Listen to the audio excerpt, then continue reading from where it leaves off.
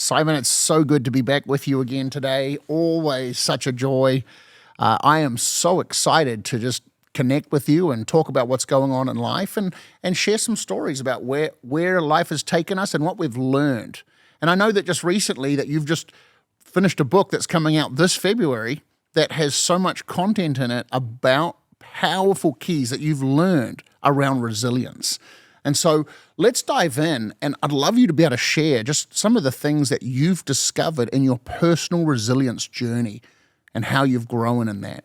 So first of all, it's so good to be with you, Andrew, and I always enjoy our time of fellowship. As you know, I worked at Disney for a number of years and left Disney about 21 years ago to venture out on my own. And as an entrepreneur, one of the things I've had to do in 20 plus years is reinvent. And in my reinvention, I've discovered I needed to adapt because I was holding on to how I started the business, hoping that would carry me into the future, when in fact, many of the things that I started 20 years ago was obsolete, and I did not want to evolve. Wow. I did not want to change. And what I recognized, if I didn't, customers were not going to pay me. So one of the things, I went back and I started to get more skills in improving how I was coaching, how I was giving advice, how I was training, and even how I was speaking from the stage. Because what I realized is I was dumping information, but not inviting people into revelation that they could use to move their business forward. So I had to discover how to be resilient myself. So often we've heard resilience is bouncing back, but it's about bouncing back better because you adapt. Right. I love that. I absolutely love that. You know, when you think of steel going into a fire, it goes through a process of change. It has to, in order to become stronger, purge the impurities and the things which in our life reflect like the things that no longer work. Yes. And it comes out, it's purged into that cold water, and it finds itself now stronger, more resilient. And I love that because we've known each other a while now. Yes. And I've watched you grow and, you know, for lack of a better word, evolve as we understand and learn market shifts and culture shifts and things like that. Being able to be relevant without becoming a relic is a powerful attribute.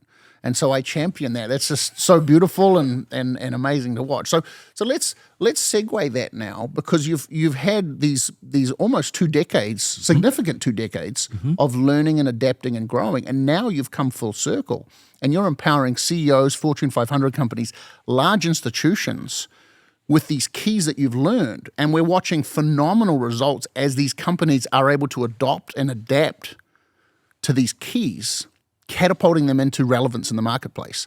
So let's talk about what you've learned and what leaders are discovering in the current marketplace and the current workplace. Yes. And they're really waking up to their need around resilience. Yes. So the first thing is the job of a leader during the midst of uncertainty is not forcing people to work harder, motivate them. That's not the job of a leader. Right. The job of a leader is to invite people on a journey to discover the leader within themselves while they're following you. Wow. So a leader can never take a person to a place that they have not been themselves. That's so right. What does that mean? That means, first of all, as a leader, am I self-aware as to how I am showing up in the environment? And if I'm self-aware, do I have the awareness to care for another human being? Because you can't coach a person into resilience or brilliance until you are aware, how am I rubbing off? How are they seeing me? How am I behaving? Because leadership is caught and taught, and I say that intentionally. So how am I showing up to invite them on the journey? The second thing that I've learned is that when an individual knows that they are cared for, you don't have to invite them to innovate. They will find a way to go above and beyond. So in our research, what we've discovered, we did a national study and we asked 27 questions of 1,000 people about working America. And what we found out is about 48% of working America thinks that leaders do not care about the well-being of remote workers. Wow. So, this whole push and pull, come back to the office. No, we don't want you to stay at home. And for those who want to stay at home and not return to the office, out of sight, out of mind. So what leaders are having to learn, how do I care for that person and still let them know that they matter and they have value, even though I may not physically lay eyes on them in person, but I'm doing it through a screen. Wow. And one of the things that leaders can do is to ask people, how are you doing? And how can I best serve you? That's powerful. That's really powerful. It's that almost tug of war, because there's two different value systems and two different needs, and the adage in really the last couple of generations has been identifying this type of issue as do as I say, not as I do, and that no longer works. That's been called out. People see that now, and if a leader or a CEO or executive is behaving in a different way, that's counter to what they're expecting staff and team to show up as, it just gets called out, and it just gets seen for what it is. You can't lead out of hypocrisy, to put it bluntly. Yes. And so you're citing that as a powerful insight. Absolutely. Because it's easy. Like even just something as simple as driving a car. I don't know how many decades ago you and I got our driver's license, but we did everything we needed to at the time to get that driver's license. And over time you develop little habits, rolling around the stop sign, little things like that you don't consciously think that you're doing wrong, but they're just bad habits. And so it's really a capturing of those little things that have slipped over the decades. Yes. And bringing something in where you're recultivating, almost reinitiating a whole new way to embrace the workplace. That's powerful. I love that. So talk about that. What does that look like to cultivate this?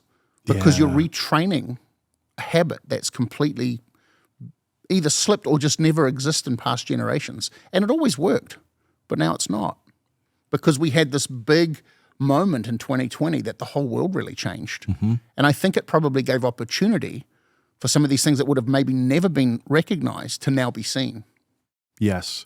Cultivating a workforce of resilience and brilliance starts with putting the human being at the center of the conversation. What is that onboarding experience for an employee? If you have staff that have worked there for years, they know how to get things done that's not necessarily written down anywhere, it's in their head, just because of their longevity. How do you engage them through the questioning of what can we do to take care of you? How do we ensure that you are healthy, happy, and whole? And does this workplace still work for you? If not, what can we do? So when you invite employees into the center of the conversation, they will tee up and say, what if? Can we? I'm stuck in my career. I want to move forward. How are you helping them to grow? Because when employees know that management and leadership believes in them and sees them, Dr. Maria Music, who is a clinical psychiatrist at University of Michigan, says human beings need three things. Number one, to be seen, to be valued, and to be understood. Wow. So when I'm seen, valued, and understood, you don't have to beg me to take care of the customer. I will automatically take care of the customer because management leadership takes care of me. Wow.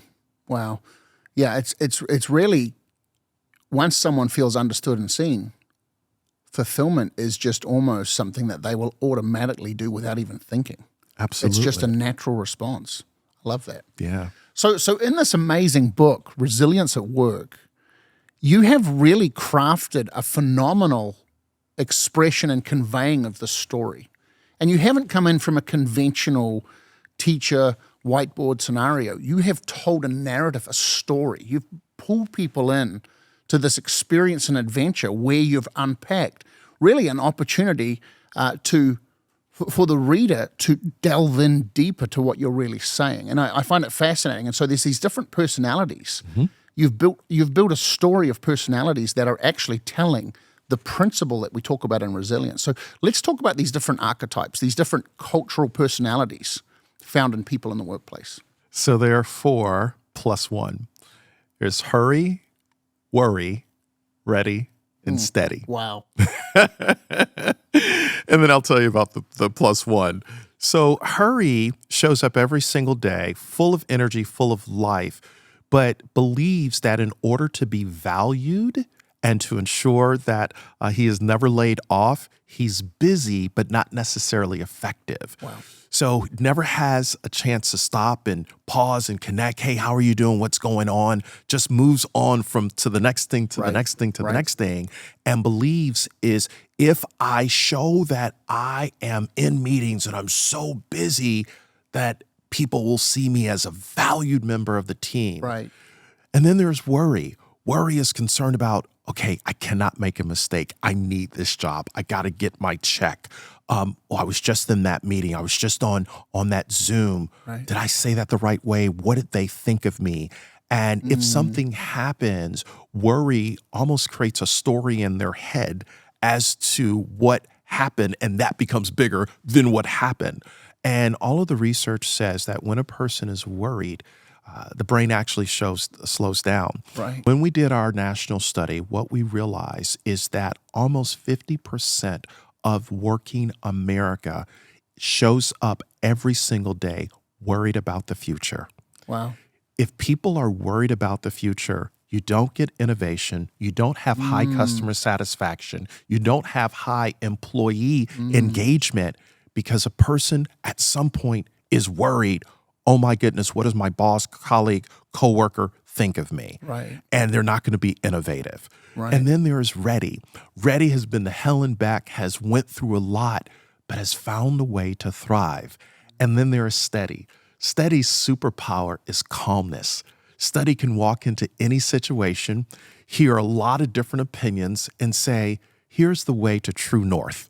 So in other words, ready and steady begin to coach hurry and worry on how they can thrive into the future So good. and practice true AI, actual intelligence. That's and good. realize everything they need is inside of them. So here's one more important point that really ties these four personality archetypes together. Right. So some of the brilliant researchers, Jane Dutton and Emily Heafy, have discovered that what builds resilience in positive organizations is a high quality connection. When you have a high quality connection, it determines if you flourish or if you flounder. When you flourish, every interaction becomes that give and take. So when hurry and worry meet ready and steady, they begin to invite them into a conversation for them to self-discover, what is it going to take for me to experience resilience at work? Wow. It's almost like immaturity, disadvantage, or trauma meets healed, matured, and seasoned. Yes. It's that mentee-mentor. Yes. It's this amazing need that we have inherent to actually be culturally or intelligently walked out of dysfunction. Yes. Because all of us are born with some level of defect, and maturity, greatness, finds a new way to face sometimes the same exact situations, and lemons lemonade. It's amazing. So I love how you've coined this. And there was someone else that was looking into this whole story. Yes. You want to talk about that for a minute? So the +1 personality archetype is curious. And curious is observing hurry, worry, ready, and steady in this circle of resilience and say, hey, can I get into the circle? And they said yes. And curious becomes this person who becomes fearless because of the conversation and this high quality connection where they're invited in. And here's the thing, to your point, ready and steady are not trying to make hurry and worry and curious be like them. Right. Everybody knows their own data. Right. They're inviting them to look at their data through a series of questions. So good. And they decide what is that step for them So to good. thrive. Isn't that amazing? Because progress breeds intrigue. Yes. It attracts. When someone is developing, when someone is growing, or an organization specifically shifts into a new model that allows people to thrive, that allows productivity to go through the roof, for people to be fulfilled, it attracts. And from a corporate point of view, that's going to attract the right team. Absolutely. To not just come in and be a part of a bigger dream, but to come in and find who they are in the midst of that dream. Yes. And that is a powerful insight to fulfillment. And so, I'm so excited because I know this book's going to change not just individuals, but corporations and even culture.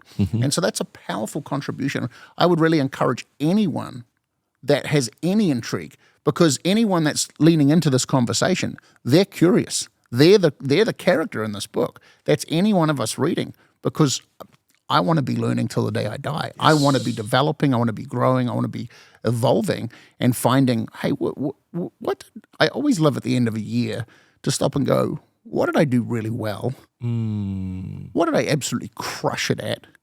And where did I come up a little short? Where was I deficit in certain facets of either my personality, my personal interior mindset, my execution of different business deals or staff or team? Where can we grow? You know, and where can I grow? And it's just such that invites curiosity, so that all of us can revisit that and look, okay, what area in my life have I not yet mastered? So let's dive down here, because we've just been discussing